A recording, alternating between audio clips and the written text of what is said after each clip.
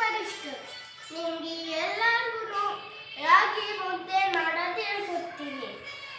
First ಒಂದು ಪಾತ್ರೆಯಷ್ಟು ನೀರು ತುಂಬ್ಕೋಬೇಕು. ಆಮೇಲೆ ರಾಗಿ ಹಿಟ್ಟು ಹಾಕಬೇಕು.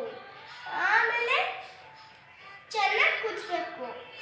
ಆಮೇಲೆ ಗಂಜಿ ಗಂಜಿ ಗಂಜಿ ಗಂಜಿ ಆಗಬೇಕು. ಆಮೇಲೆ ಬಬಲ್ಸ್ ಬರಬೇಕು. ಆಮೇಲೆ 2 ಕಪ್ಪಷ್ಟು ರಾಗಿ ಹಾಕೋಬೇಕು. ಆಮೇಲೆ ಚೆನ್ನಾಗಿ ಗಂಟೆ ಇಲ್ಲದೆ ಮಿಕ್ಸ್ ಮಾಡಬೇಕು.